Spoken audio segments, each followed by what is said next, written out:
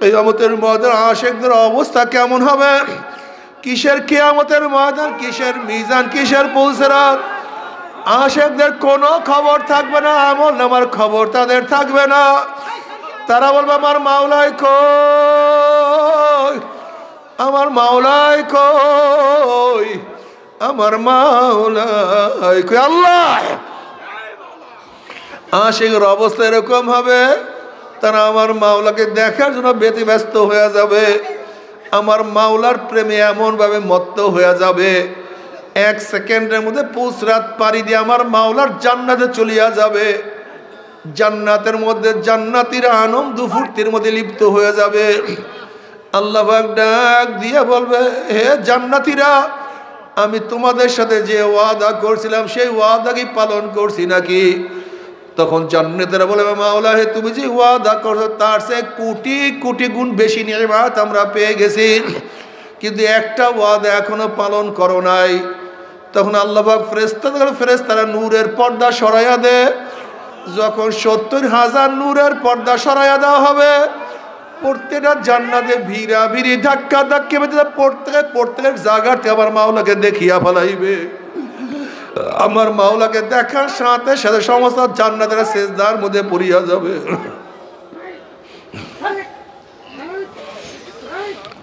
এক সেজদার মধ্যে কোন রওয়ায়াতের মধ্যে আছে 40,000, কোন রওয়ায়াতের মধ্যে আছে 70,000 বছর কাটিয়া যাবে। হুশ নাই।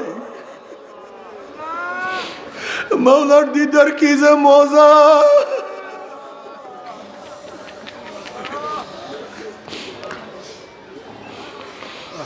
মান আহাব্বা লিকা আল্লাহ আহাব্বা আল্লাহু লিকাহু ওয়া মান কারিহা লিকা আল্লাহ কারিহা আল্লাহু লিকাহু।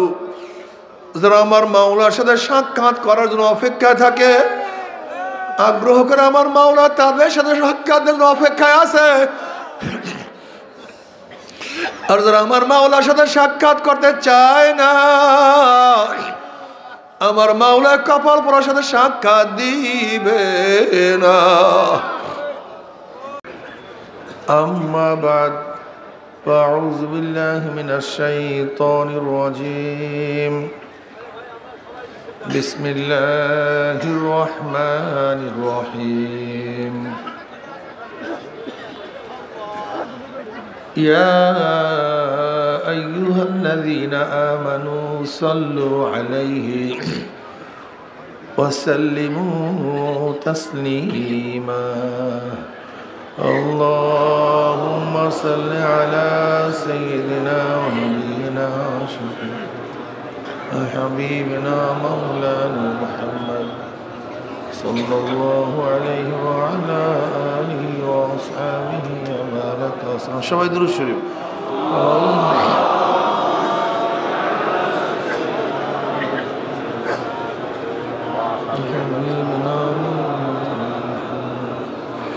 صلى الله عليه وعلى آله وصحبه. اللهم صل على حبيبنا مولانا محمد صلى الله عليه وعلى آله وصحبه وسلم. أعوذ بالله من الشيطان الرجيم. بسم الله الرحمن الرحيم. وما أرسلناك إلا رحمة للعالمين. صدق الله مولانا العظيم وصدق رسول النبي الكريم.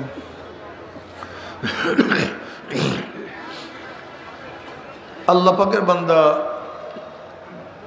জনাব মুহাম্মদ রাসূলুল্লাহ সাল্লাল্লাহু আলাইহি ওয়াসাল্লামের উম্মতগণ, আল্লাহ পাক রব্বুল আলামিন আপনাকে আমাকে এই ফিতনা ফাসাদের জমানায় যখন তাম দুনিয়ার থেকে ইসলাম মুসলমানদেরকে মিটিয়ে দেওয়ার ষড়যন্ত্র চলতেছে, তাম দুনিয়ার মধ্যে ইসলাম মুসলমান থাকবে কি থাকবে না এই প্রশ্নের সৃষ্টি হয়েছে। যে জমানায় মানুষ নেকের কাজ ছাড়তেছে, গুনার কাজ ধরতেছে, শুধু গুনার কাজ ধরেই না, বরং গুনার কাজে প্রতিযোগিতা শুরু করছে কে কার আগে জাহান্নামে যাবে। সবাই বলি না আউযুবিল্লাহ। যে জমানে মানুষ নেকের কাজে আশ্চর্য হয়, গুনার কাজে স্বাভাবিক থাকে, যে জমানায় মুসলমান ইসলামকে পছন্দ করে না, বরং নামধারী মুসলমান ইসলামের সবচেয়ে বড় দুশ্মন হয়ে গেছে। যে জমানায় একদল মানুষ শিরক বিদআতকে ইবাদত মনে করে, কবর পূজা, ব্যক্তি পূজা, সমস্ত শিরক বিদআত দাবি করে আমি মারফাতের লাইনের লোক, আমি চিশতিয়া তরিকার লোক, আমি কাদরিয়া তরিকার লোক, আমি তাসাউফ পন্থী, করতেছে শিরক বিদআত, দাবি করে আমি আবেদ। একদল লোক শিরক বিদআতকে ইবাদত মনে করে, আবার আর এক দল যা শিরক বিদআত না তাকে শিরক বিদআত মনে করে। যেমন লামুজহাবিরা, তথাকথিত আহলে হাদিসরা ইমাম মানা, মাযহাব মানাকে শিরক বলে, বিদআত বলে, অথচ এগুলি খুবই জরুরি। একজন সাধারণ মানুষ মাযহাব মানা ব্যতীত, ইমাম মানা ব্যতীত জান্নাতে যাওয়ার কোনো সূরাতই নাই, রাস্তাই নাই। একজন সাধারণ মানুষ যাবে কিভাবে জান্নাতে যদি সে মাযহাব না মানে, ইমাম না মানে? মাযহাব শব্দের অর্থ যাওয়ার স্থান। মাযহাব মানে কি? পথ, রাস্তা। অর্থাৎ যেই রাস্তায় উঠলে মানুষ জান্নাতে যেতে পারবে, শরিয়াতে চলতে পারবে, তার নামই তো মাযহাব। কি কথা ঠিক না?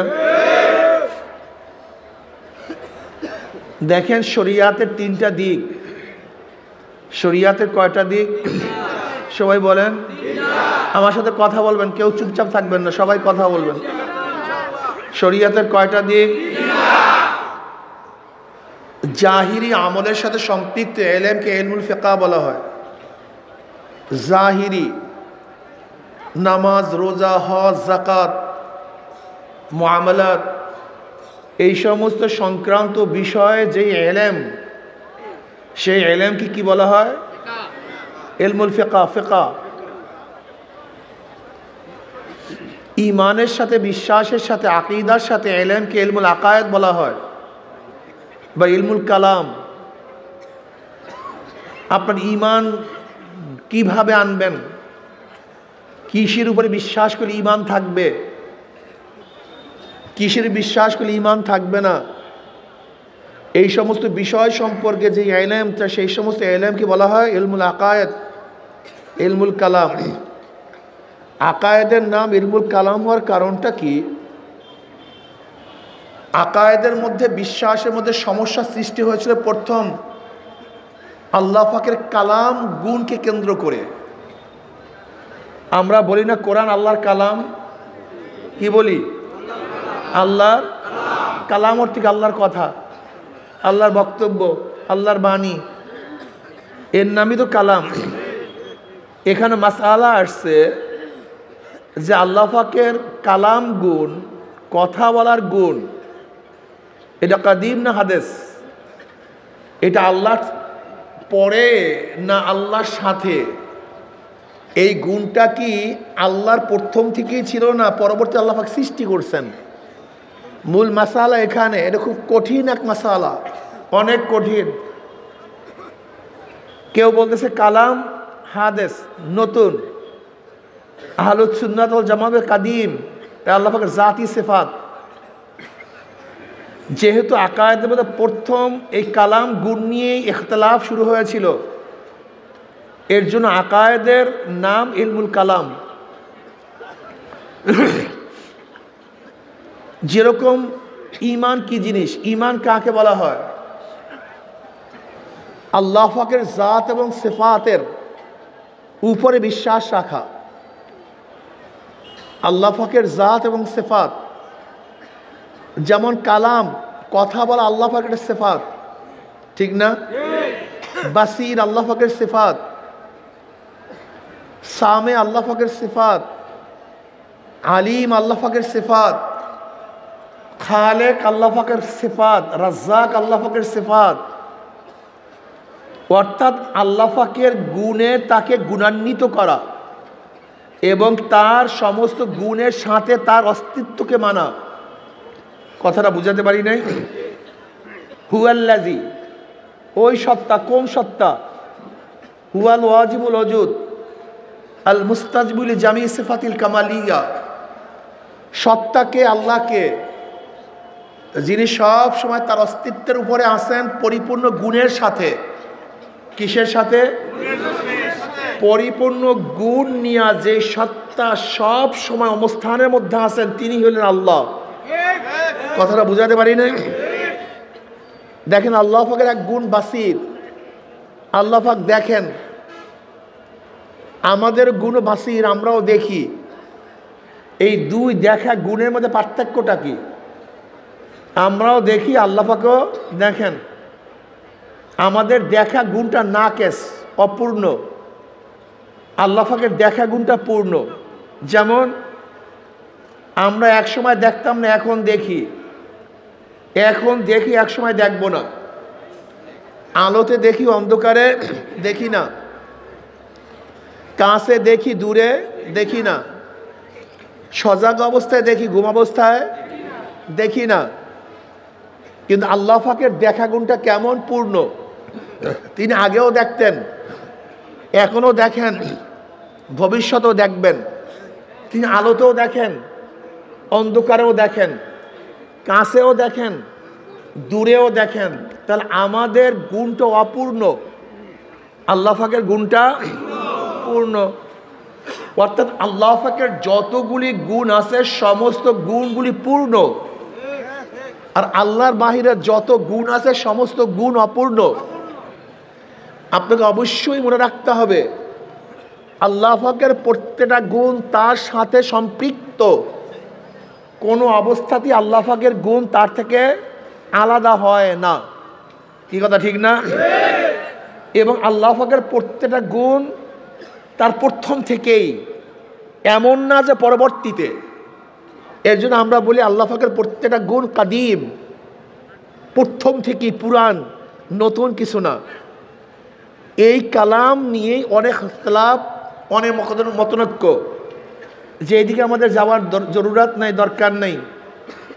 তাই ঈমানের সাথে সম্পৃক্ত এলেমকে ইলমুল আকায়েদ বলা হয়। ঈমান কি জিনিস? আমানতু বিল্লাহি ওয়া মালাইকাতিহি ওয়া কুতুবিহি ওয়া রুসুলিহি ওয়াল ইয়াউমিল আখির। রসুলকে আল্লাহর প্রদত্ত একজন বার্তাবহক, এইটা মানার নামও ঈমান। যদি আল্লাহকে মানেন, আপনি রসুলকে না মানেন, তাহলে আপনার ঈমান থাকবে না। আবার রসুলকে রসুলের প্রত্যেকটা গুণের সাথে মানতে হবে। যদি রসুলকে তার গুণকে বাদ দিয়ে মানেন, তাহলে আপনার ঈমান থাকবে না। উদাহরণস্বরূপ, খুব ভালো মতো বোঝার চেষ্টা করবেন, নবীদের মৌলিক দুইটা গুণ আছে। কয়টা গুণ? সমস্ত নবীরা নবী এবং মাসুম, তারা নিষ্পাপ। নবী আদম আলাইহিস সালাতু ওয়াস সালাম নবী এবং নিষ্পাপ। নবী নূহ আলাইহিস সালাতু নবী এবং নিষ্পাপ। আমার নবী নবী এবং নিষ্পাপ। নবীকে নবী মানলেন, নিষ্পাপ মানেন নাই, আপনি আহলুস সুন্নাত ওয়াল জামাত থেকে বের হয়ে যাবেন। কথাটা বুঝাতে পারি? নবীকে নবী মানছেন, কিন্তু কি মানেন নাই, আপনি আহলুস সুন্নাত ওয়াল জামাত থেকে বের হয়ে যাবে। শুধু নবীকে নবী মানলেই হবে না, নবীরা মাসুম এই কথাও মানতে হবে। কথা ঠিক আছে না? আমার নবী নবী, নিষ্পাপ এবং শেষ নবী। দেখেন, নবী নূহ আলাইহিস সালাতু ওয়াস সালাম নবী, নিষ্পাপ, কিন্তু শেষ না। নবী ইব্রাহিম আলাইহিস সালাতু ওয়াস সালাম নবী, নিষ্পাপ, কিন্তু শেষ না। নবী ঈসা আলাইহিস সালাতু ওয়াস সালাম নবী, মাসুম, নিষ্পাপ, কিন্তু আমার নবী নবী, নিষ্পাপ এবং সবাই কথা বলে নাই, কিন্তু কি আপনি তো পুরো খাতা মুড়া দিয়ে ঘুমাই রয়েছেন, ঘটনা কি? কথা বলেন না। আমার নবী নবী নিষ্পাপ, এবং কেউ যদি নবীকে নবী মানেন, নিষ্পাপও মানছেন, কিন্তু আমার নবীকে শেষ নবী মানেন নাই, এই গুণে গুণান্বিত করেন নাই, আপনি মোমেন না কাফের? একেবারে ক্লিয়ারলি কাফের। শুধু নবীকে নবী মানলে হবে না, নবীর যে আমার নবীর যে গুণ, তিনি শেষ নবী, এই শেষ নবী তার একটা গুণ, এইটাও মানতে হবে। যদি নবীকে নবী মানেন, মাসুম মানেন, শেষ নবী না মানেন, তাহলে আপনি কাফের। কাদিয়ানিরা আমার নবীকে নবী মানে কি মানে না? কথা বলে না কেন? মাসুম মানে কি মানে না? কিন্তু কি মানে না? এই জন্য তারা কি হয়ে গেছে? কাফের হয়ে গেছে। ঠিক আল্লাহ পাককে মানতে হবে, এবং আল্লাহ পাকের গুণে কাউকে গুণান্বিত করা যাবে। আল্লাহ না করুক, আল্লাহ পাকের গুণে যদি আল্লাহর বাহিরে কাউকে গুণান্বিত করেন, এই কাজটার নাম শিরক। এই কাজটা যে করে তার নাম মুশরিক। কথাটা বুঝতে পারেন? হেদায়েতের মালিককে যদি মনে করেন আল্লাহর বাহিরে অন্য কেউ কাউকে হেদায়েত দিতে পারে, এই বিশ্বাসটার নামই শিরক। যদি মনে করে জিবরাইল আলাইহিস সালাতু ইচ্ছা করলে কাউকে হেদায়েত দিতে পারে, মিকাইল আলাইহিস সালাতু ওয়াস সালাম পারে, আজরাইল পারে, ইসরাফিল পারে, আদম পারে, নবী নূহ আলাইহিস সালাতু ওয়াস সালাম পারে, নবী ঈসা, এমনকি মনে করেন যদি আমার নবী ইচ্ছা করলে কাউকে হেদায়েত দিতে পারে, এরকম বিশ্বাস যদি কেউ করেন, এই বিশ্বাস করাটার নাম কি ভাই? শিরক। এই কাজটা যে করবে তার নাম মুশরিক। কথাটা ক্লিয়ার বুঝাতে পারি নাই? যদি মনে করেন অমুক ওলি চরমনাই পিসা হুজুর, সে ইচ্ছা করলে কাউকে হেদায়েত করতে পারে, কথা বলে না কেন? এই ধারণার নাম কি? হ্যাঁ, যে এই ধারণা করবে, ক্লিয়ার কাট বুঝবেন, ইমানকে ঠিক রাখবেন। আল্লাহ পাকের গুণে কাউকে গুণান্বিত করা যাবে না, আল্লাহর বাহিরে আল্লাহর গুণে কাউকে গুণান্বিত করা যাবে না। এখন প্রশ্ন করতে পারেন, হুজুর হেদায়েতের মালিক আল্লাহ, তো এখানে এত কষ্ট করব কেন? এই নিশিনের মধ্যে, এই ঠান্ডার মধ্যে এত কষ্ট করতে যাব কেন? একটা প্রশ্ন আছে কি নাই? প্রশ্নের জবাব একেবারে সহজ, কোনো কঠিন না, সবাই জানেন কিন্তু বুঝেন না। যেরকম ধরে না, সুস্থ করার মালিক কে? ডাক্তারের কাছে গেলেন কেন? ওসিলা। ঔষধ খাইলেন কেন? ওসিলা। রেজেকের মালিক কে? চাষ করলেন কেন? ব্যবসা করলেন কেন? চাকরি করলেন কেন? হেদায়েতের মালিক কে? এখানে আসছেন কেন? আলেমদের কাছে যান কেন? বয়ান শোনেন কেন? মাশাআল্লাহ, ওসিলা। আর আল্লাহ পাকের নিজামটাকে ওয়ালান তাজিদা লিসুন্নাতিল্লাহি তাবদীলা, এটা আল্লাহ পাকের নিজাম, নিয়ম। দেখেন আল্লাহ পাক রব্বুল আলামিন গোটা মাখলুকাতকে চালাবার জন্য দুইটা নিয়ম বাতাইছেন। কয়টা নিয়ম? আল্লাহ পাকের গোটা মাখলুকাত দুই ধরনের সৃষ্টি এবং দুই হুকুমে চলতে থাকে। একটা আওয়ামেরে তাকবীনি আর একটা আওয়ামেরে তাশরীঈ। আওয়ামেরে তাকবীনি সৃজন, আল্লাহ পাকের সৃষ্টিকুল, আল্লাহ পাক কীভাবে চালান, আসমানকে আল্লাহ পাক কীভাবে উঠাইছেন, সূর্যকে আল্লাহ পাক কীভাবে চালাইতেছেন, তারকাগুলোকে আল্লাহ পাক কীভাবে সেটিং করছেন, বাতাসকে আল্লাহ পাক কীভাবে শীতের দিন উত্তরে নেন, গরমের দিনে দক্ষিণে নেন, জোয়ারের সময় এত বিপুল পরিমাণের পানি সাগরের মধ্যে কিভাবে ফ্লো সৃষ্টি করে, এর পাম্পিং কে করে, এর প্রেসার কে দেয়, কথাটা বুঝাতে পারি না, বিশাল ব্যাপার স্যাপার না? আল্লাযী খালাকা সাবআ সামাওয়াতিন তিবাকা মা তারা ফি খালকির রহমানি মিন তাফাউত ফারজিল বাসারা হাল তারা মিন ফুতুর সুম্মা রজিল বাসারা কাররাতাইন ইয়ানকালিব ইলাইকাল বাসারু খাওয়াসিয়াম ওয়া হুয়া হাসির। আল্লাহ পাক তফকায় তফকায় আসমানগুলি কিভাবে সৃষ্টি করেছেন, হাজারো মাসালার মধ্যে আছে এগুলি কিভাবে আল্লাহ পাক চালান। আল্লাহ পাকের সমস্ত মাখলুকাত চালাবার ব্যাপারে আল্লাহ পাক একটা নীতি ব্যবহার করেন। কয়টা নীতি? কোন বলেন কি? ফাইয়া কোন। আসমানকে বলছে কোন, ওট, আসমান জানে বলতে সেট হয়ে গেছে। আল্লাহুল্লাযী রাফা'আস সামাওয়াতি বিগাইরি আমাদিন তারাউনাহা, ওই সত্তা যিনি এত আসমানকে, এত বড় আসমানকে বিনা খুঁটি উঁচা করিয়া ফেলাইছে, যা তোমরা দেখতে আস। দুনিয়ার চেয়ে 13 লক্ষ গুণ বড় সূর্যটাকে আল্লাহ কিভাবে চালাতেছেন, এই চালাবার পদ্ধতিটা কি? কোন চল ধাম ধাম চলতেছে। এতগুলি তারকাকে আল্লাহ কিভাবে সেটিং করছেন বলেন? কিভাবে? কথা বলেন একসাথে, কথা নাকি?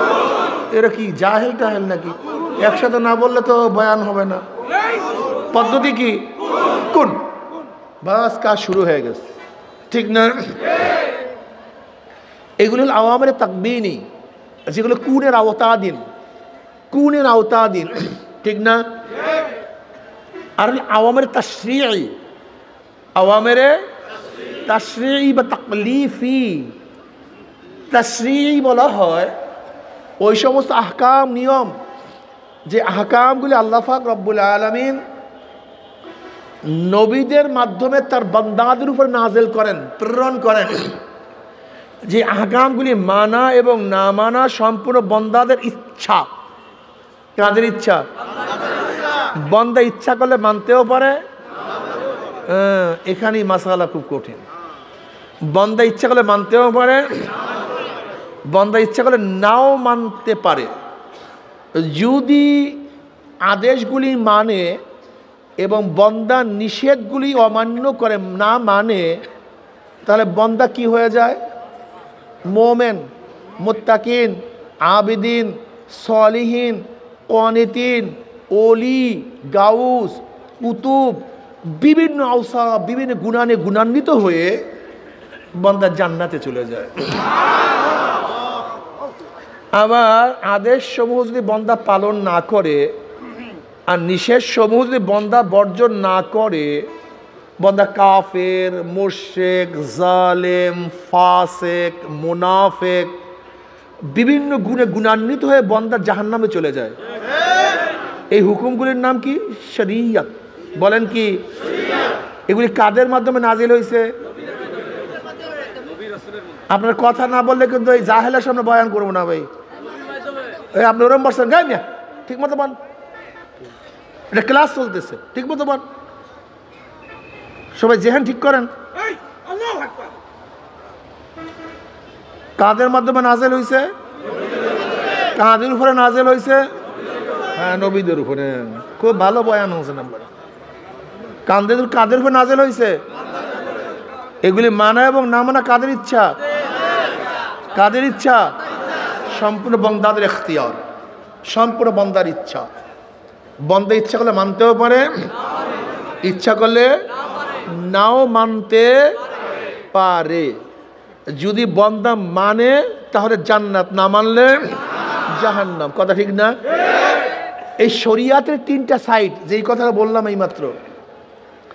বাহ্যিক আমলের সাথে সম্পৃক্ত এলেমকে ইলমুল ফিকহ বলা হয়, বিশ্বাসের সাথে এলেমকে ইলমুল আকায়েদ বলা হয়, আর বাতিনি আমলের সাথে, গোপন আমলের সাথে সম্পৃক্ত এলেমকে ইলমে তাসাউফ, ইলমে বাতেন, ইলমে মারিফাত।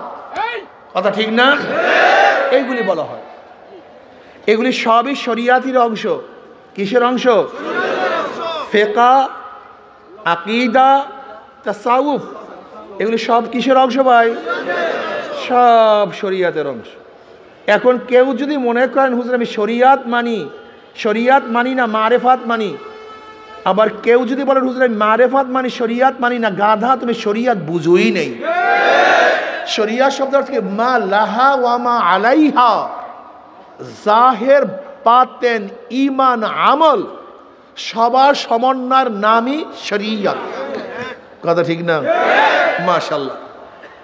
এই শরিয়াত চলার জন্য যেই পদ্ধতি প্রক্রিয়া গ্রহণ করা হয়, শরিয়াতের উপরে আমল করার জন্য যেই পদ্ধতি প্রক্রিয়া পন্থা গ্রহণ করা হয় তার নাম তরিকত। এই যে শোনেন না, তরিকা তরিকা তরিকা, তরিকাটা কি? তরিকা শরিয়াতের আমল করার জন্য একটা পদ্ধতি, যেন শরিয়াতের আমল করা যায় সহজে। বুঝাতে পারি নাই। এবার আসেন মাসালা। ওলামাই কেরাম, তোলাবায়ে ইলম, এবার খুব ভালো মতো শুনবেন, এই কথা হৃদয়ঙ্গম করবেন। তরিকত কিসের জন্য জানি? শরিয়াতের উপরে চলার জন্য, আমল করার জন্য, ঠিক না? এর দরকারটা কি ছিল? হ্যাঁ, শরিয়াতের উপরে চলার জন্য তরিকতের রাস্তা যদি না ধরেন আপনি ঠিক মতো শরিয়াতে চড়তে পারবেন? উদাহরণস্বরূপ উদাহরণ দেব, দেখেন জনাব মুহাম্মদ রাসূলুল্লাহ সাল্লাল্লাহু আলাইহি ওয়াসাল্লাম উম্মে হানি রাদিয়াল্লাহু তাআলার ঘরে গেলেন। উম্মে হানি রাদিয়াল্লাহু তাআলা বললেন, ইয়া নবী আল্লাহ, ইয়া রাসূলুল্লাহ, বুড়া হয়ে গেছে, বৃদ্ধা হয়ে গেছে, সারা রাত্রে ইবাদত করার মতো আর সুযোগ নাই, শক্তিও নাই, এমন কিছু আমলের কথা বলে দেন যেন যে আমলগুলি সহজে করে আল্লাহর নৈকট্য লাভ করতে পারি। নবী আলাইহিস সালাতু ওয়াস সালাম বললেন না সাল্লাল্লাহু আলাইহি ওয়াসাল্লাম, উম্মে হানি, তুই প্রতিদিন 100 বার সুবহানাল্লাহ পড়ো। কতবার? হ্যাঁ, লাভটা কি? ইসমাইল আলাইহিস সালাতু ওয়াস সালামের বংশের 100 গোলাম আজাদ করলে যেই পরিমাণের সওয়াব, এই পরিমাণের সওয়াব হয়ে যাবে। উম্মে হানি 100 বার আলহামদুলিল্লাহ পড়ো। আল্লাহর রাস্তায় জিহাদের ময়দানে 100 ঘোড়া দান করলে যেই সওয়াব, এই পরিমাণের সওয়াব হয়ে যাবে। উম্মে হানি 100 বার আল্লাহু আকবার পড়ো। আল্লাহর রাস্তায় 100 উট দান করলে যেই পরিমাণের সওয়াব, এই পরিমাণের সওয়াব হয়ে যাবে। উম্মে হানি, তুমি 100 বার লা ইলাহা ইল্লাল্লাহ পড়ো, আসমান জমিনের খালি জায়গা সব নেকে ভরে যাবে। এই হাদিস কি ওলামায়ে কেরাম জানেন না? তোলাবারা জানে। কিন্তু আজকে যদি প্রশ্ন করি 100 বার সুবহানাল্লাহ আলহামদুলিল্লাহ আল্লাহু আকবার কে কে পড়ছেন? আরে আপনারা হাত তুলিয়েন না, কথা আগে বুঝেন। যদি বলি কে কে পড়ছেন, দেখবেন যারা তরিকার উপরে আছে তারা ঠিকই হাত তুলতে পারবে, কিন্তু যারা তরিকার মধ্যে নাই তারা হাত তুলতে পারবে না। এর জন্য তরিকা, তরিকা মানি জানা না, তরিকা মানি জানা না, তরিকা মানি যা জানছি, যা আমার জানা আছে, সেই কাজগুলি কেন করতে পারি না, সেই কাজগুলো যেন সহজে করতে পারি, এর জন্যই তরিকা। দেখেন, ইরশাদ নামাজ সম্পর্কে ওলামায়ে কেরাম জানে, আওয়াবিন সম্পর্কে ওলামায়ে কেরাম জানে না তা না। কিন্তু আজকে যদি হাত তুলতে বলি যে আওয়াবিন নামাজ কে কে পড়ছেন, দেখবেন অধিকাংশ ওলামায়ে কেরাম হাত তুলতে, তোলাবারা পারবে, কিন্তু যারা তরিকাতপন্থী, তরিকার লাইনে আছে, তারাই হাত তুলতে পারবে। তার মানে তরিকা হলো শরিয়াত আমল করার জন্য। তুমি কেন বুঝো না? রশিদ আহমদ গঙ্গুহি রহমাতুল্লাহ আলাইহি, ফকিহুন নফস, হাফিজুল হাদিস, তিনি বুখারী মুসলিম সহ সমস্ত সিয়াসাতের কিতাবগুলি বছরের শুরুর থেকে শেষ পর্যন্ত একাই পড়াতেন। তার ইলমের কোনো কমতি ছিল না। এই রশিদ আহমদ গঙ্গুহি রহমাতুল্লাহ আলাইহি, হাজী সাহেব রহমাতুল্লাহ আলাইহির কাছে বয়াত কেন হয়েছিলেন? জানার জন্য নয়, বরং যা জানেন তার উপরে কিভাবে আমল করতে পারে তার জন্যই তরিকার মধ্যে উঠছেন। হুজ্জাতুল ইসলাম কাসেম নানদুর রহমাতুল্লাহ আলাইহি জানেন কত বড় আলেম। বুখারীর শেষ 5 পারার যিনি হাসিয়া লিখছেন, কাসেম নানদুর রহমাতুল্লাহ, হুজ্জাতুল ইসলাম, ইমামুল মান্তাক মামলুক আলী সাহেব রহমতুল্লাহ আলাই, উভয় সাথী রশিদ আহমদ গঙ্গুহি এবং কাসেম নানদুর রহমতুল্লাহ আলাইহুমা, এরা উভয় মামলুক আলী সাহেব রহমতুল্লাহ আলাইর শাগরাত। যদিও রশিদ আহমদ গঙ্গুহি রহমতুল্লাহ আলাই বয়সে একটু বড় ছিলেন, এই দুই হাম সবক ওই হাজী ইমদাদুল্লাহ মুহাজির বক্কি রহমতুল্লাহ আলাইহির কাছে বয়াত কেন হয়েছিলেন? কেতাব জানার জন্য নয়, তারা অনেক জানেন, কিন্তু হাজী সাহেব রহমতুল্লাহ বয়াত হয়েছিলেন যা জানেন তারপর আমল করার জন্য। হাকিমুল উম্মত আশরাফ আলী থানভী রহমতুল্লাহ আলাইহি, আল্লাহ পাক তাকে এত মেধা, এত প্রজ্ঞা, এত জ্ঞান দান করছেন। আমার ধারণা যদি তিনি কিয়ামত পর্যন্ত হায়াত পাইতেন আর কিয়ামত পর্যন্ত লিখতে থাকতেন, তাহলে কলমের কালি শেষ হয়েছে, কিন্তু তার এলেম এবং প্রজ্ঞা শেষ হইতো না। আল্লাহ পাক এত জ্ঞান তাকে দান করছেন। এই আশরাফ আলী থানভী রহমতুল্লাহ আলাইহি হাজী সাহেব রহমতুল্লাহ আলাইহি বয়াত গ্রহণ করেছেন জানার জন্য না। কিসের জন্য না? জানার জন্য না, বরং যা জানেন তার উপরে, এর নামই তরিকা। রিয়া হারাম সমস্ত আলেমরা জানে, কিন্তু রিয়ার মুক্ত হতে পারে না। কিবর হারাম সমস্ত উলামায়ে কেরাম জানে, কিন্তু মুক্ত হতে পারে না। হুব্বে হারাম সবাই জানে, মুক্ত হতে পারে না। কথা ঠিক না? এই জানা জিনিসের উপরে কিভাবে আমল করা যায়, সাধনা করা যায়, এর জন্য এর নামই হলো তরিকা। এখন বলেন তরিকার দরকার আছে কি নাই? কিসের জন্য তরিকার দরকার? মাশাআল্লাহ মাশাআল্লাহ। আপনি কি দেখেন না হাজারো আলেম দাড়ি ছাটে, দাড়ি কাটে, সে জানে দাড়ি ছাটা, দাড়ি কামানো হারাম, কিন্তু পারতেছে না। কিন্তু হাজারো সাধারণ মানুষ যারা এলেম অর্জন করে নাই, কিন্তু তরিকার লাইনে আসার পরে তাদের চেহারার মধ্যে দাড়ি উঠিয়ে গেছে, কান্নার মধ্যে হাজারো ফজিলাত আছে, ওলামায়ে কেরাম জানে, কিন্তু চোখে পানি আসে না। কিন্তু হাজারো তরিকাত পন্থী আছে, হাত তোলার সাথে সাথে চোখে থেকে পানি ঝরঝর করে পড়তে থাকে। তরিকা বোঝেন নাই? তরিকা কি জিনিস? পর্দা ফরজ, হাজারো ওলামায়ে কেরাম জানে না তা না, কিন্তু কোনো অবস্থাতেই পর্দা করতে পারে না। কিন্তু তরিকাতপন্থী হাজারো মানুষ অত বড় আলেম না, জানুয়া না, কিন্তু তারা পর্দার মধ্যে আলহামদুলিল্লাহ এমন ভাবে লিপ্ত হয়ে গেছে, জীবন গেল তারা বেপর্দা হয় না। পরের মাল খাওয়া হারাম, হাজারো মানুষ জানে, ওলামায়ে কেরাম জানে, কিন্তু হারাম থেকে বাঁচতে পারে না। কিন্তু তরিকাতের লাইনে সাধারণ গরিব মানুষ তরিকা আসার পরে জীবন গেল, এক লোক হারাম পেটের মধ্যে ঢুকায় না। তরিকা বুঝাইতে পারতেছি? তরিকা কি জিনিস? এর নাম তরিকা। লোভ লালস হারাম জানে, কিন্তু ফিরাতে পারে না।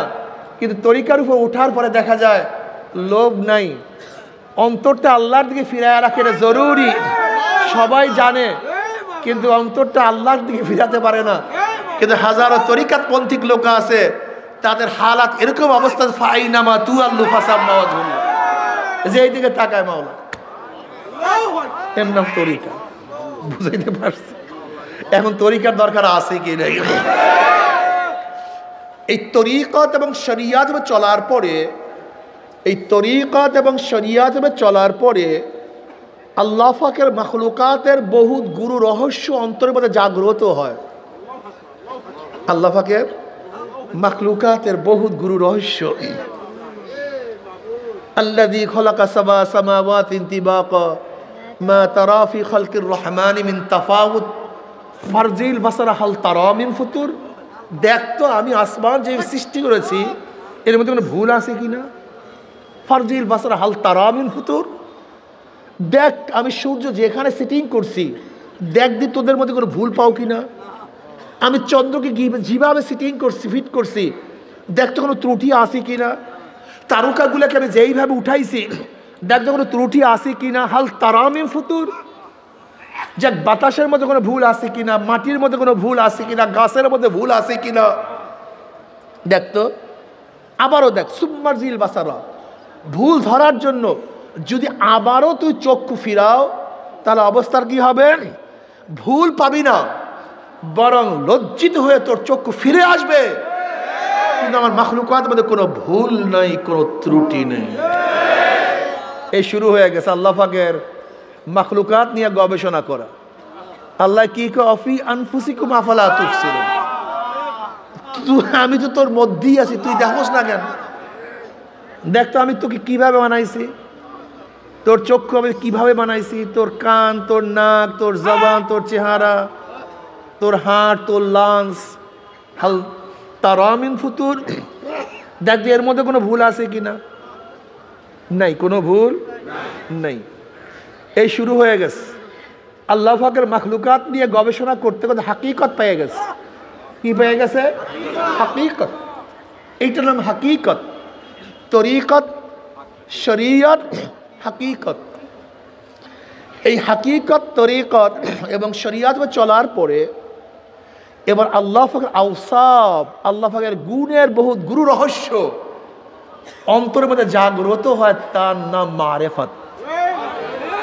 আমার মাওলা কেমন রহমান, আমার মাওলা কেমন রহিম, আমার মাওলা সত্তার, আমার মাওলা গফফার, আমার মাওলা রাজ্জাক। কথা ঠিক না? এই শুরু হয়ে গেছে আল্লাহ পাকের সিফাত নিয়ে গবেষণা করা। আল্লাহ পাক খালেক, আল্লাহ পাক মালিক। এই বাস আল্লাহ পাকের গুণের হাজারো গুরু রহস্য অন্তর মধ্যে জাগ্রত হয়, তখন অবস্থা কি? মারেফাত। সে পরিচয় লাভ করছে। কার পরিচয় লাভ করছে? আল্লাহর পরিচয় লাভ করছে। এই মারেফাত যখন অর্জিত হয় তখন মানুষের তফকা বাড়তে থাকে। কি বাড়তে থাকে? তফকা বাড়তে থাকে। তখন তফকা কোথায় গিয়া পুষে? বেলালে হাবশি রাদিয়াল্লাহু তাআলা আনহু, গোলাম জাত গোলাম, নিজেও গোলাম, বাবায় গোলাম, দাদায় গোলাম, 1 টাকার মালিক না, কালো কুচ্ছিত। কিন্তু মাওলার প্রেমে পড়িয়া ঈমান আনার পরে, ইবাদত করার পরে আল্লাহ পাক তার তফকা, তার মর্যাদা কেমন বাড়ায়া দিছে। বেলালে হাবশে হাটে জমিনের মধ্যে, পায়ের আওয়াজ আরশের মধ্যে। কি বুঝলেন? হাটে জমিনের মধ্যে, পায়ের আওয়াজ আরশের মধ্যে। আজান দেয় জমিনের মধ্যে, 7 তবক আসমান ভেদ করে আওয়াজ চলে যায় আরশের মধ্যে। কিয়ামতের ময়দানে বেলালে হাবশি তার মর্যাদা কেমন হবে? নবী আলাইহিস সালাতু ওয়াস সালাম যে উটের উপরে থাকবেন, সে উটের লাগাম থাকবে বেলালে হাবশির হাতের মধ্যে। বুঝেন অবস্থাটা? বেলালে হাবশি একজন গোলাম, কিন্তু অর্ধজাহানের বাদশাহ হযরত ওমরুল খাত্তাব রাদিয়াল্লাহু তাআলা যখন সম্বোধন করতেন, সাইয়্যিদুনা বেলাল, আমাদের সর্দার, আমাদের নেতা বেলাল, অথচ গোলাম। কি বুঝলেন? বিশাল ব্যাপার স্যাপার। যখন এই হালাত পয়দা হয়ে যায়, ওয়ান আবি হুরায়রা রাদিয়াল্লাহু তাআলা قال قال رسول الله صلى الله عليه وسلم قال الله عز وجل من عادى لي وليا فقد عازمت بالحرب وما تقرب إلي عبدي بشيء أحب إلي مما افترضت عليه وما يزال عبدي يتقرب إلي بالنوافل حتى أحبه فإذا أحببته كنت سمعه الذي يسمع به وبصره الذي يبصر به ويده التي يبطش بها ورجله الذي يمشي بها وإن سألني لأوتينه ولئن استعاذني لأعوذنه। হাদিসে কুরসির মধ্যে আল্লাহ পাক ফরমান, বান্দার উপর আমি যা ফরজ করছি, শুধু ফরজ আদায়ের মাধ্যমেই বান্দা আমার নৈকট্য লাভ করতে পারে না। ওমা তাকাররাবা ইলাইয়া আবদি বিশাইইন আহাব্বা ইলাইয়া মিম্মা তারাস্তু আলাইহি। আমি বান্দার উপরে যা ফরজ করছি, শুধু ফরজ আদায়ের মাধ্যমেই বান্দা আমার নৈকট্য লাভ করতে। বুঝাতে পারছি? ওমা ইয়াজালু আবদি ইয়াতাকাররাবু ইলাইয়া বিন-নওয়াফিল, বরং বান্দা নফল ইবাদত করতে করতে আমার নৈকট্য লাভ করে। যখন বান্দা নফল ইবাদত শুরু করে, ইবাদত করতে হাত্তা উহিব্বাহু, আমি বান্দাকে মোহাব্বত করা শুরু করি। আর আমি যখন বান্দাকে মোহাব্বত করা শুরু করি, তখন কি অবস্থা হয়? কুনতু সামাউল্লাযী ইয়াসমাউ বিহি, বান্দার কান, আমি বান্দার কান হয়ে যাই, যা দিয়া বান্দা শোনে। আমি বান্দার চক্ষু হয়ে যাই, যা দিয়া বান্দা দেখে। আমি বান্দার হাত হয়ে যাই, যা দিয়া বান্দা ধরে। আমি বন্দার পাও হয়ে যাই, যা দিয়া বন্দা চলে। ওয়া ইনসা আলানিলা উতিয়ান্নাহু, বন্দা যখন আমার কাছে চায়, যা চায় আমি তা তাকে দিয়া দেই। বন্দা যখন আমার কাছে আশ্রয় চায়, আমি তখন আশ্রয় দান করি। বুখারীর মধ্যে রওয়ায়াত আছে। কি বুঝলেন? নফল ইবাদত করা ব্যতীত মাওলার নৈকট্য লাভ করা যায়। এই তরিকায় যখন চলে আসবেন, তখনই দেখবেন তরিকাত পন্থীরা নফল ইবাদত বেশি করে। এর জন্যই তাদের মধ্যে হালাত পয়দা হয়। কি পয়দা হয়? হালাত মানে অবস্থা, এক এক অবস্থা, কবজ, বাস্ত, বিভিন্ন হালাত আছে। এই হালাতের মাধ্যমে বন্দা আস্তে আস্তে আস্তে, এগুলি সিঁড়ি। হালাত কি? সিঁড়ি। এই সিঁড়ির মাধ্যমে বন্দা আস্তে আস্তে উপরে দিয়ে উঠতে থাকে। উঠতে উঠতে উঠতে উঠতে আল্লাহর একেবারে কাছে চলিয়া যায়। যখন আল্লাহ পাকের কাছে চলিয়া যায়, বন্দাকে আল্লাহ পাক মোহাব্বত করা শুরু করে। এবার বন্দার অবস্থাটা কি হয়?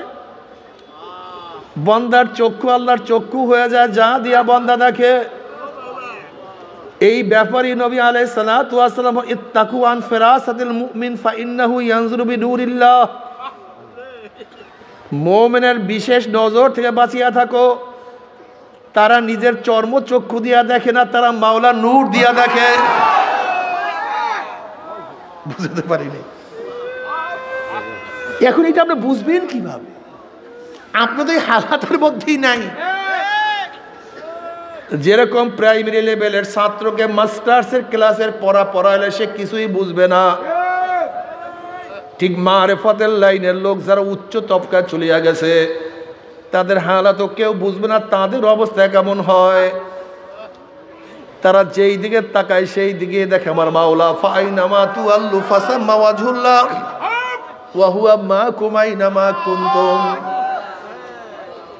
অফি আনফুসিকুম আফালা তুবসিরুন। এ আমার যুবক বাবারা, আমার মুরব্বী বাবারা, পর্দারা মা বোনেরা, দুনিয়ার থেকে একদিন বিদায় হইতেই হবে, মাওলার দরবারে যাইতেই হবে। কোন উপায় নেই গোলাম। মাওলার দরবারে এখন কোন অবস্থায় যাবা? তুমি কি চেহারা উজ্জ্বল অবস্থায় যাবা, না তোমার চেহারা কালো অবস্থায় যাবা? এই এখতিয়ার তোমার, এই সমস্ত ইচ্ছা তোমার। যাওয়া লাগবে, ফিরাতে পারবা না, আল্লাহর কাছে যাওয়াই লাগবে। এখন তুমি খুশি অবস্থায় যাবা না বেজার অবস্থায় যাবা?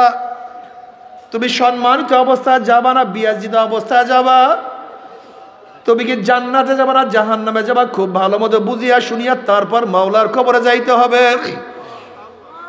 এ আমার যুবক বাবারা, মুরব্বী বাবারা, পর্দার মা, ওলামায়ে কেরাম, ততক্ষণ পর্যন্ত মাওলাকে পাওয়া যাবে না যতক্ষণ পর্যন্ত নিজেকে ভোলা না যাবে।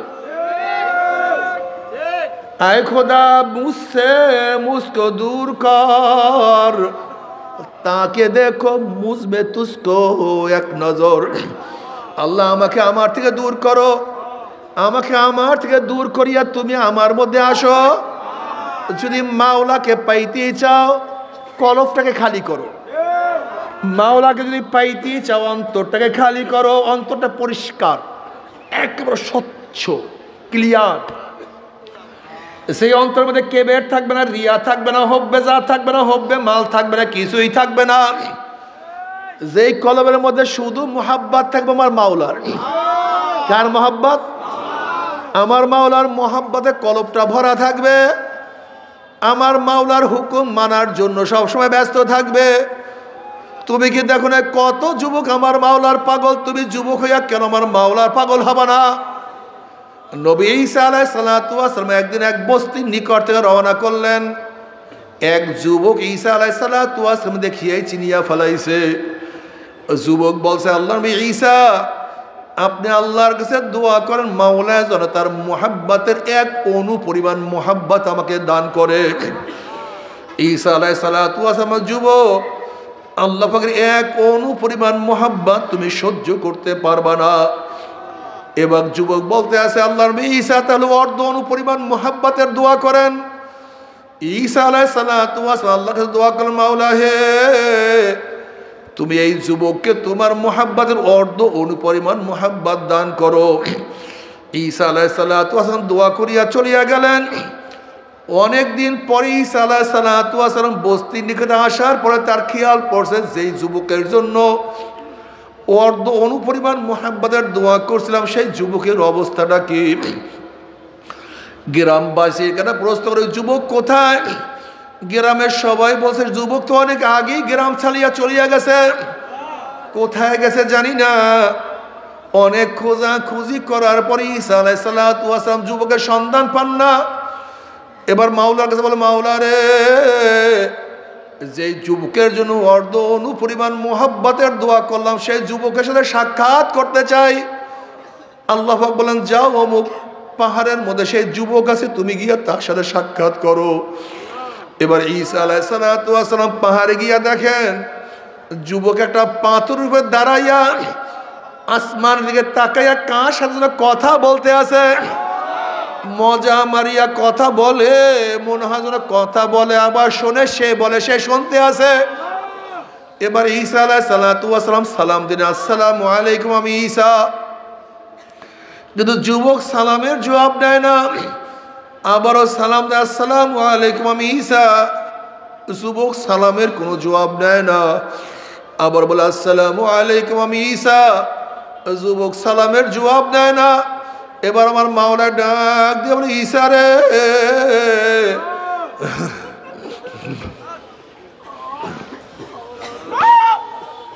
ঈসা রে, যার কলবের মধ্যে আমার অর্ধ অনুপরিমাণ মোহাব্বত ঢুকছে, আমি আমার জাতে পাকের কসম খেয়া বলতে পারি আমার বাইরে সে আর কাউকে চিনতে পারে না। যেদার দেখতা হো মাই তু হি তু হ্যায়, तू ही तू है, तू ही तू, हर गुल में तू है, रंग में तू है, बो में तू, जिधर देखता हो भाई तू है, तू ही तू। বাবার আল্লাহ ওদের চক্ষু আর তোমার আমার চক্ষু সম্পূর্ণ ভিন্ন। তুমি আমি ফুল দেখি, কিন্তু আল্লাহর ওলিরা ফুলের দিকে তাকাই আমার মাওলাকে দেখে, আমার মাওলায় ফুলটাকে কেমনে বানাইলো, এত সুন্দর ফুলটা কিভাবে আমার মাওলায় বানাইলো। আমার মাওলা আহসানুল খালিকিন, আমার মাওলা কত সুন্দর স্রষ্টা।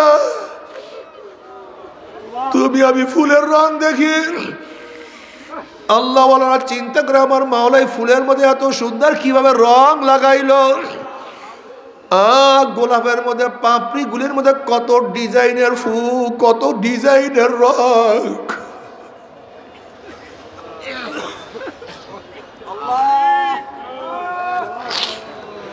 এক এক ফুলের মধ্যে এক এক ডিজাইন, কে এত ডিজাইন করলো। গোলাপের মধ্যে এক ধরনের ঘেরান, হাসনারা ভিন্ন ঘেরান, রজনীগন্ধা অন্য ঘেরান। এই ফুলের মধ্যে ঘেরান কিভাবে ঢুকাইলো, কে ঢুকাইলো, এত সুন্দর। তুমি আমি ঘেরান নেই, এখানে মাওলার পরিচয় পাই না, ঘোরা ঘেরান নিয়ে আনন্দিত হই। আর আল্লাহ ওয়ালারা ফুল হাতে নিয়ে চিন্তা করে আমার মাওলা हर वारा के दफ्तरी इस्मारे फाते किरदेगार। बाबा रे, তোমার চক্ষু আর আমার চক্ষু, আল্লাহ ওয়ালাদের চক্ষু এক না।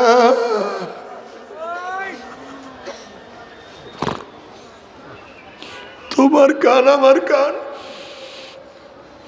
আর আল্লাহ ওয়ালাদের কান তো এক না। আল্লাহ, তুমি আমি শুধু পাখির শব্দ শুনি, পাখির আওয়াজ শুনি, আর আল্লাহ আওয়াজের মধ্যে আমার মাওলার জিকিরের আওয়াজ পায়। কুল্লুন কদ আলেমা সালাতাহু ওয়া তাসবিহাহু, প্রত্যেকটা মাখলুক আমার মাওলার জিকির করে।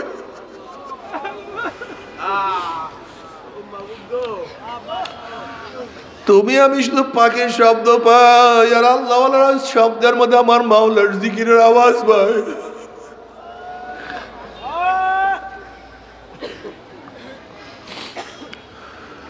এ যুবক বাবারা, আমার মুরব্বী বাবারা, তুমি কি আল্লাহ অবস্থা দেখো না? তাদের হালাত কি, তাদের অবস্থা কি, কত সুন্দর, সারাদিন ফেকের মধ্যে থাকে, চিন্তার মধ্যে থাকে।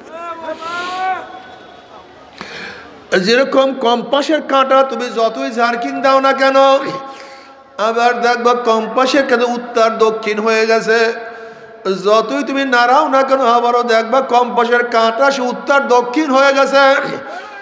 ঠিক আল্লাহ তাদের কলব যতই ঝাড়কিন দাও না কেন তাদের কলবটা মাওলা মুখী হয়ে থাকে, তাদের কলব সব সময় মাওলার ফেকের। আমার মাওলাই কই, আমার মাওলাই কই বাবা রে।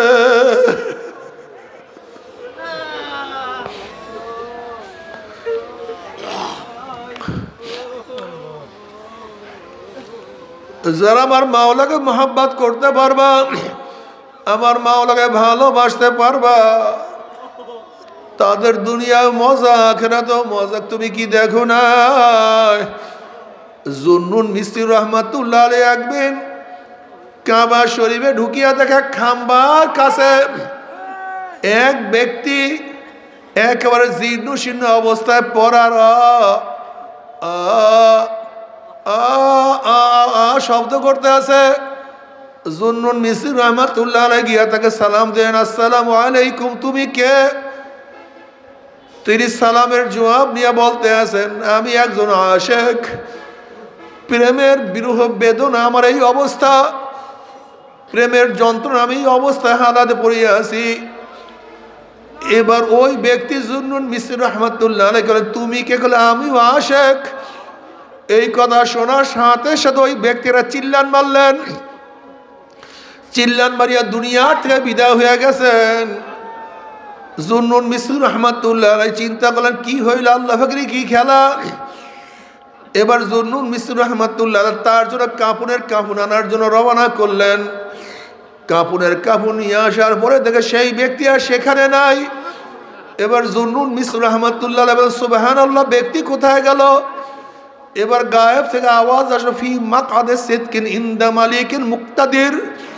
হে জুন্নুন মিস্ত্রি, আমার এই বন্দাকে বহুত কিছু আকর্ষণ করার চেষ্টা করছে, দুনিয়ায় বারবার ধরার চেষ্টা করছে, দুনিয়ার রৌনক তাকে আকৃষ্ট করার হাজারো চেষ্টা করছে, কিন্তু কিছুতে তাকে আকৃষ্ট করতে পারে না। আমার মোহাব্বতে পড়িয়া জীর্ণ শীর্ণ অবস্থায় পড়িয়া আছে, আর সারাদিন কলবের মধ্যে আমার মোহাব্বতের যন্ত্রণা নিয়েই পড়িয়া থাকতো। এখন তুমি তাকে জানাজা পড়াবার জন্য, কাপড়ের কাপড় পরাবার জন্য আনছো, আমি সেই সুযোগ আর দুনিয়ার কাউকে দেখি নাই, সে তো এখন আমার দরবারে চলে আসছে। বাবার আশিকরা যেই অবস্থায় থাকে সেই অবস্থায় তাদের মজা।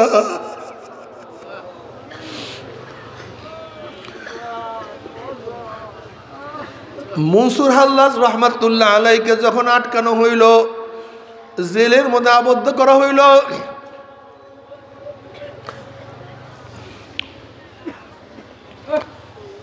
আল্লামা শিবলি রহমাতুল্লাহ আলাইহি তার নিকট থেকে রওনা করলেন। এবার শিবলি রহমাতুল্লাহ আলাইহি বললেন, মনসুর, মুহাব্বত কাকে বলে? মনসুর হাল্লাজ রহমাতুল্লাহ আলাইহি বললেন, না, আজকে আমি জবাব দেব না, আগামীকাল জবাব দেব। মনসুর হাল্লাজ রহমাতুল্লাহ আলাইকে যখন পরের দিন শুলে চড়াবার জন্য নিয়ে যাওয়া হইতেছিল, তখন জুনায়েদ রহমাতুল্লাহ আলাইকে ডাকিয়া মনসুর হাল্লাজ রহমাতুল্লাহ আলাইহি বললেন, ও জুনায়েদ, তুমি গতকালকে প্রশ্ন করেছিলাম মুহাব্বত কাকে বলে, শোনো, গতকালকে আমি প্রশ্নের জবাব দেইনি, আজকে মুহাব্বতের সংজ্ঞা শোনো। মুহাব্বতের স্টার্টিং, প্রথম ইফতেদা হলো জ্বলন, কলিজার মধ্যে জ্বলন সৃষ্টি হয়। আর মুহাব্বতের শেষ হলো মাহবুবের জন্য, মাশুকের জন্য আত্মত্যাগ করা, জীবনকে বিসর্জন দেওয়ার নাম হলো মুহাব্বত। প্রথম তো আমার অবস্থা এরকম হয়েছিল, ইফতেদা ইশকা হ্যায় রোতা হ্যায় কিয়া, আগে আগে চলতে দেখো হোতা হ্যায় কিয়া। প্রথম কলিজার মধ্যে জ্বলন সৃষ্টি হয়েছিল, এখন মাহবুবের প্রেমে পড়িয়া তার সাথে মোলাকাত করার জন্য রওনা করছি। আত্মত্যাগ না করিয়া কেউ আসলে প্রকৃত আশিক হইতে পারে না রে বাবা। যদি মাওলার আশিক হইয়া মাওলার প্রেমে পড়িয়া কবরে যাইতেই পারো, কবরটা জান্নাতের বাগিচা হইয়া যাবে। আশিকারা রোজে মাহশার বা কিয়ামত কারেনিস, আশিকারা জুস্তামাশা ইজামালো ইয়ারেনিস। কিয়ামতের ময়দানে আশিকদের অবস্থা কেমন হবে? কিসের কিয়ামতের ময়দান, কিসের মিজান, কিসের পুলসিরাত? আশিকদের কোনো খবর থাকবে না, আমল নামার খবর তাদের থাকবে না। তারা বলবে আমার মাওলাই কই, আমার মাওলাই কই, আমার মাওলাই কই। আল্লাহ, আশিকের অবস্থা এরকম হবে, তারা আমার মাওলাকে দেখার জন্য ব্যতিব্যস্ত হয়ে যাবে। আমার মাওলার প্রেমে এমনভাবে মত্ত হয়ে যাবে, এক সেকেন্ডের মধ্যে পুসরাত পাড়ি দিয়ে আমার মাওলার জান্নাতে চলিয়া যাবে। জান্নাতের মধ্যে জান্নাতীরা আনন্দ ফুর্তির মধ্যে লিপ্ত হয়ে যাবে। আল্লাহ পাক ডাক দিয়ে বলবে, হে জান্নাতীরা, আমি তোমাদের সাথে যে ওয়াদা করছিলাম সেই ওয়াদা কি পালন করছি নাকি? তখন জান্নাতীরা বলবে, মাওলা হে, তুমি যে ওয়াদা করছো তার চেয়ে কোটি কোটি গুণ বেশি নিয়ামত আমরা পেয়ে গেছি, কিন্তু একটা ওয়াদা এখনো পালন করো নাই। তখন আল্লাহ পাক ফেরেশতারা নূরের পর্দা সরাইয়া দেয়। যখন 70,000 নূরের পর্দা সরাইয়া দেওয়া হবে, প্রত্যেকটা জান্নাতে ভিড়া ভিড়ি ধাক্কা ধাক্কি বেঁধে প্রত্যেকের জায়গাতে আমার মাওলাকে দেখিয়া ফেলাইবে। আমার মাওলাকে দেখার সাথে সাথে সমস্ত জান্নাতের সেজদার মধ্যে পড়িয়া যাবে।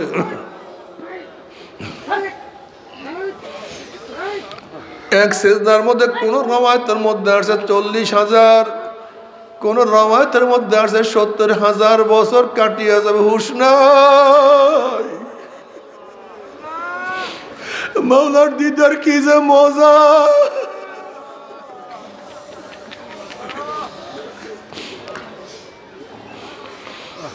মান আহাব্বা লিকা আল্লাহ আহাব্বা আল্লাহু লিকাহু ওয়া মান কারিহা লিকা আল্লাহ কারিহা আল্লাহু লিকাহু। যারা আমার মাওলার সাথে সাক্ষাৎ করার জন্য অপেক্ষায় থাকে, আগ্রহ করে আমার মাওলা তাদের সাথে সাক্ষাতের জন্য অপেক্ষায় আছে। আর যারা আমার মাওলার সাথে সাক্ষাৎ করতে চায় না, আমার মাওলা কপাল পরার সাথে সাক্ষাৎ দিবে না। ও যুবক বাবারা, মুরব্বী বাবারা, যদি কিছু দেখতে চাও, আমার মাওলাকে দেখার জন্য পাগল হইয়া যাও। আমার মাওলায় কি যে মজা। আল্লাহ, তোমাকে একটা নজর দেখার তৌফিক দিয়ে দিও। আমার মাওলায় কি যে মজা। আল্লাহ,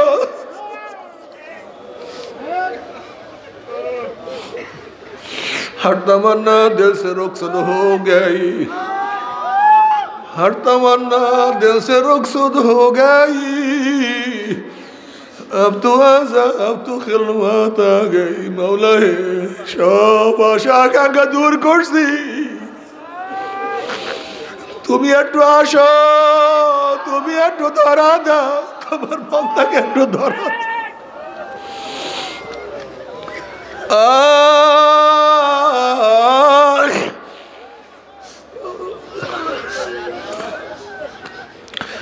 বাবারে মাওলার প্রেমে পড়িয়া যাও, কি যে মজা, কি যে মজা, কি যে মজা।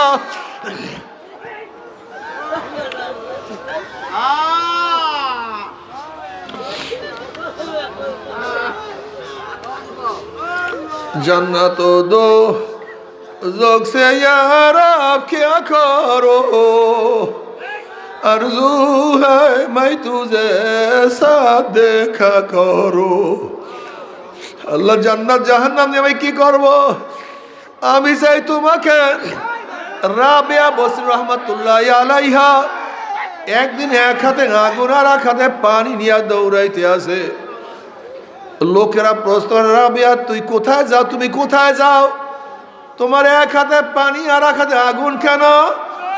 রাবিয়া বসরি রহমাতুল্লাহি আলাইহা বলেন, আমি আগুন দিয়ে মাওলার জান্নাতকে জ্বালাইয়া দেব, আর পানি দিয়ে আমার মাওলার জাহান্নামকে নিভাইয়া দেব। আমি দেখবো লুবির দলেরা কিসের আশা আমার মাওলার ইবাদত করে, আমি দেখবো ভিতুর দলেরা কিসের ভয়ে আমার মাওলার ইবাদত করে।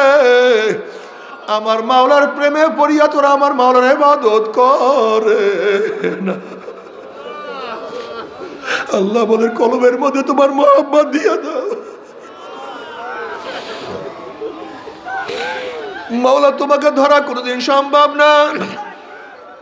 যেরকম বাচ্চা ওয়া ওয়া ওয়া ওয়া করে, কিন্তু মা দুধ না দিলে বাচ্চা ইচ্ছা করে মায়ের দুধ পান করতে পারে না। ঠিক বন্দার কাজ হলো ওয়া ওয়া আল্লাহ আল্লাহ আল্লাহ। ওরে মাওলাকে ডাকো আল্লাহ,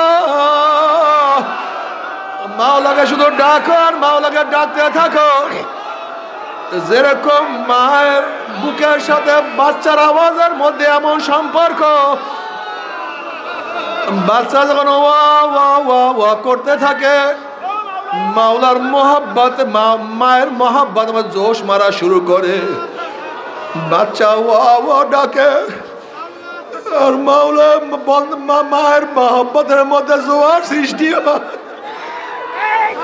ওই বাচ্চার আওয়াজের সাথে মায়ের বুকের সাথে এমন সম্পর্ক সহ্য করতে পারে না।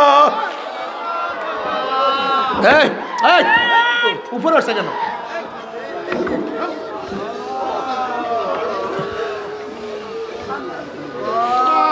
বাচ্চার আওয়াজ এত মারাত্মক, বাচ্চার আওয়াজ মা সহ্য করতে পারে না।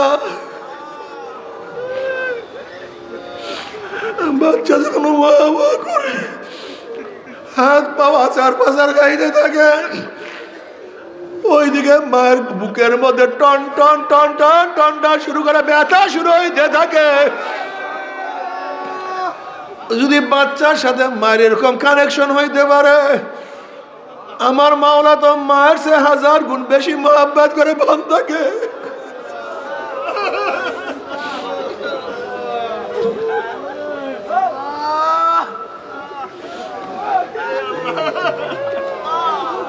আমার মাওলা তো বান্দাকে কোটি কোটি গুণ বেশি মহব্বত করে। বান্দা যখন আমার মাওলাকে ডাকা শুরু করে, আমার মাওলা হাদিসে কুরসির মধ্যে ফরমান, আনা ইনদা যন্নি আবদি বি ওয়া আনা মাহু যাকারানি ফাইন যাকারানি ফি নাফসি যাকারতু ফি নাফসি ওয়া ইন যাকারানি ফি মালাইন যাকারতু ফি মালাইন খায়রুম মিনহুম ওয়া ইন তাকাররাবা ইলাইয়া শিবরান তাকাররাবতু ইলাইহি জিরাআ ওয়া ইন তাকাররাবা ইলাইয়া জিরাআন তাকাররাবতু ইলাইহি বাআ ওয়া ইন আতানি ইয়ামশি আতাইতুহু হারওয়ালাতান। বান্দা যখন আমার মাওলাকে ডাকে, আমার মাওলার কুদরতি পরাণের মধ্যে জোশ মারা শুরু করে। আমার মাওলার জোশ মারা শুরু করে যখন বান্দা ডাকে আল্লাহ, আমার মাওলা ডাক দিবে লাব্বাইকা আবদি, বান্দা তুই বল আমি তোর কাছেই আছি।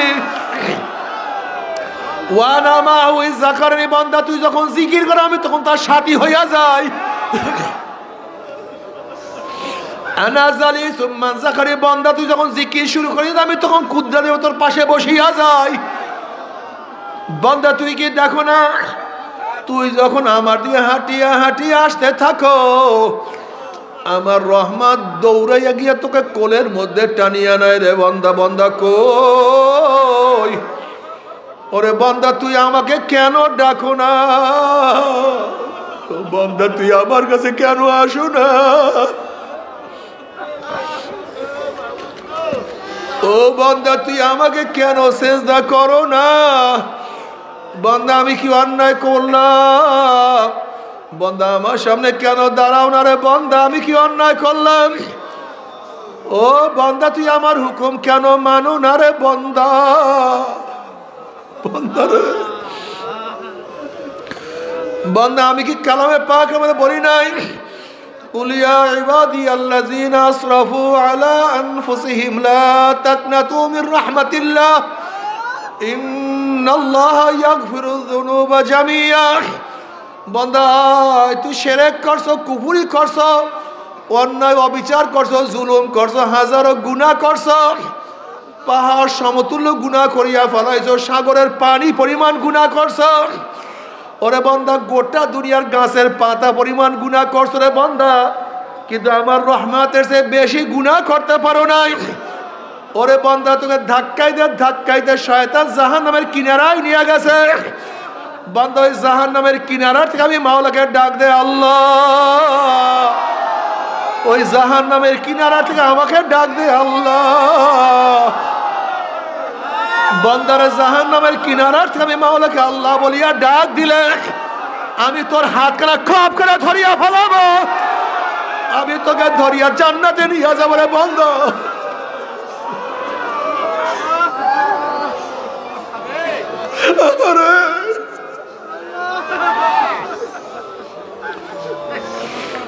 আমার মাওলা এত মেহেরবান, এত দয়াবান, সেই মাওলাকে ভুলিয়া কোথায় যাও? আল্লাহ তুমি মাফ করিয়া দিও।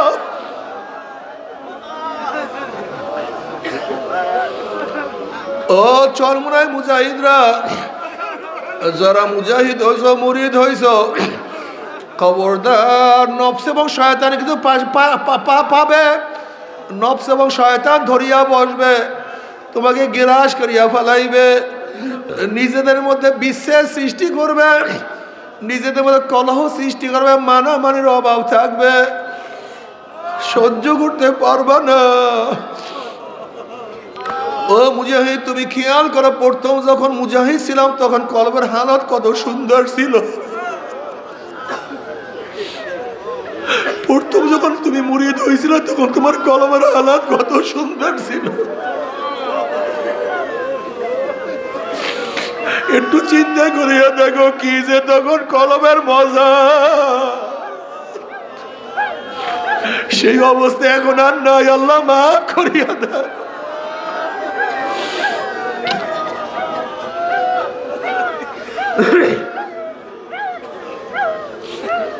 তখন তোমার ক্ষমতার কোনো নেশা ছিল না, দায়িত্বের কোনো নেশা ছিল না, তখন তোমার সম্মান ইজ্জতের কোনো টেনশন তোমার মধ্যে ছিল না। তখন তোমার শুধু খেয়াল ছিল আমি মাওলাকে কিভাবে পাবো, কোথায় আমি মাওলাকে পাবো। তোমার কি মনে নাই তখন পীর ভাইকে দেখলে কত মহব্বত লাগতো, কত মজা লাগতো। পীর ভাইকে দেখার সাথে সাথে মনে হয় না আপন ভাইসে বেশি বড় মহব্বত লাগতো। এখন পীর ভাইকে দেখলে কেন মহব্বত লাগে না, কেন ঘৃণা করো? এখন এক পীর ভাই আর এক পীর ভাইকে দেখলে কেন শত্রু মনে করো? এক পীর ভাই আর এক পীর ভাইকে কেন শত্রু মনে করো, কেন গিবা শিকায়ত করো?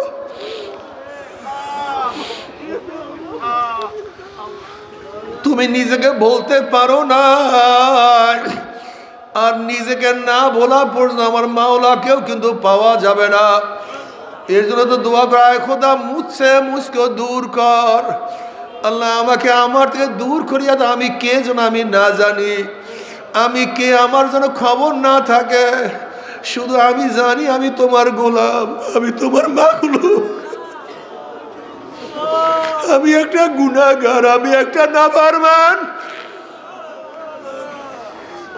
আমি একটা জালেম, আমি একটা জাহান্নামের কীট হয়ে গেছি। তুমি যে সেই জাহান্নাম থেকে আমাকে না বাঁচাও, আমি বাঁচতে পারবো না।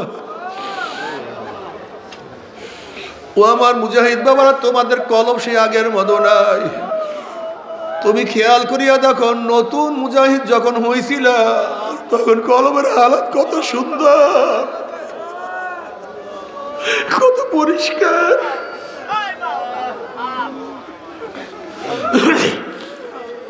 তোমার কি সেই দিনগুলি মনে পড়ে না যে তুমি একজন হালকা জিকির ছাড়া থাকতে পারতা না? তোমার কি সেই দিনগুলি মনে পড়ে না? তুমি সবক বাদ দিলে মনে হয় কি হারাইয়া ফেলাইছ? তোমার কি সেই কথা মনে পড়ে না? মোনাজাত ধরলে চোখের পানি।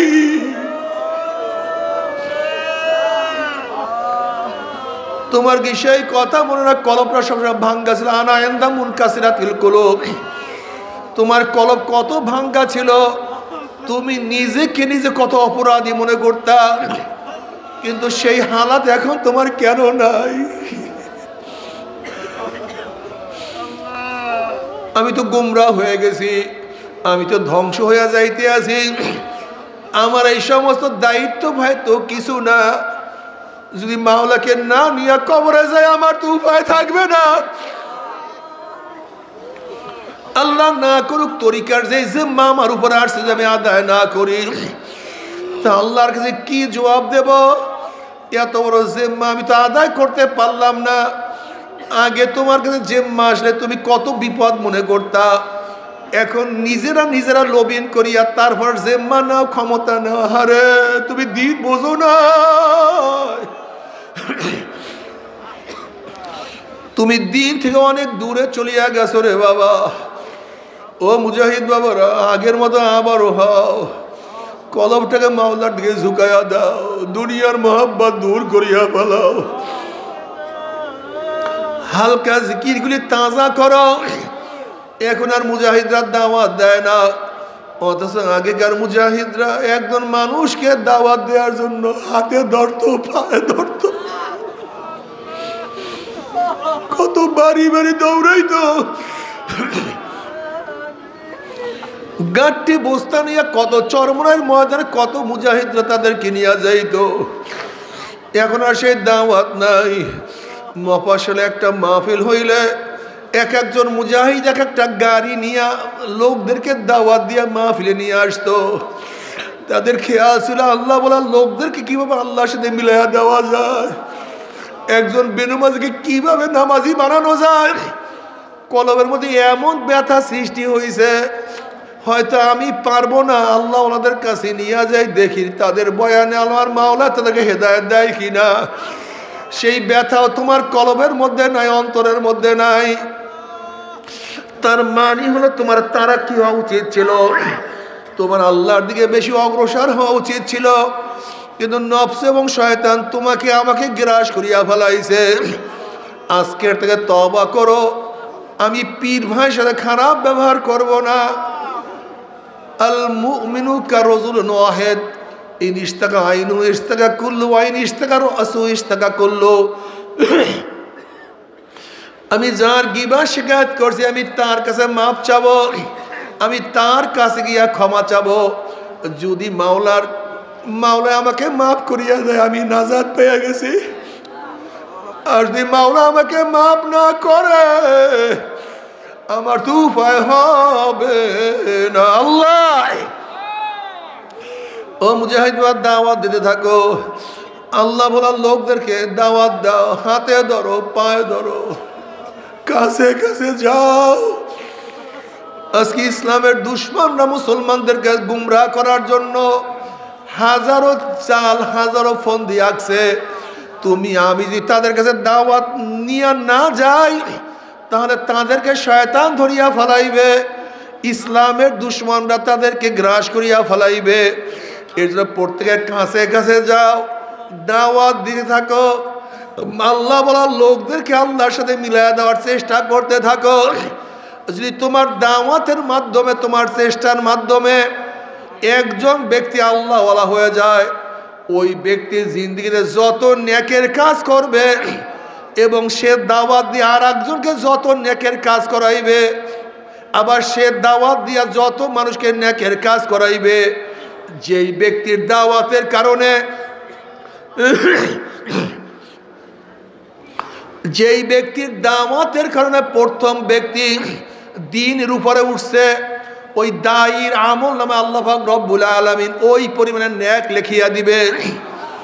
আল্লাহ তুমি কবুল করিয়া নাও। এর জন্য বাবারে দাওয়াত দিতে থাকো, নিজে বাঁচো জাহান্নামের আগুন থেকে। কু আনফুসাকুম ওয়া আহলিকুম নারা, নিজে জাহান্নামের আগুন থেকে বাঁচাও, ভাইকে বাঁচাও, ছেলেকে বাঁচাও, মেয়েকে বাঁচাও, পাড়া প্রতিবেশী সবাইকে জাহান্নামের আগুন থেকে বাঁচাইতে চেষ্টা করো। মাওলার কাছে দোয়া করতে থাকো, বারবার দোয়া করো। আল্লাহ না করুক, আল্লাহ না করুক, যদি মাওলাকে রাজি খুশি না করিয়া কিয়ামতের ময়দানে উঠো, অবস্থা খুব খারাপ। আল্লাহ না করুক জাহান্নামের ফয়সালা হয়ে যায়। তুমি কি জানো না জাহান্নামের মধ্যে জাহান্নামে যে একটা জামা পরাইয়া দেওয়া হবে, পোশাক পরাইয়া দেওয়া হবে। দুনিয়ার উলের কোনো পোশাক না, সুতির কোনো পোশাক না, রেশমি কাপড়ের কোনো পোশাক পরানো হবে না। জাহান্নামীদেরকে যেই জামা যেই পোশাক পরায় দেওয়া হবে ওই পোশাকটা হবে জাহান্নামের আগুনের পোশাক। যখন জাহান্নামীদের আগুনের পোশাক পরায় দেওয়া হবে জাহান্নামী 2 হাত দিয়া পোশাক ছেঁড়ার চেষ্টা করবে, ব্যর্থ চেষ্টা করবে, পোশাক ছেড়তে পারবে না, সহ্য করতে পারবে না। ওই পোশাক জাহান্নামের গায়ের গোশত চামড়া পুরাইয়া সব সারকার করিয়া ফেলাইবে। আল্লাহ তুমি আমাদের সবাইকে মাফ করিয়া দাও।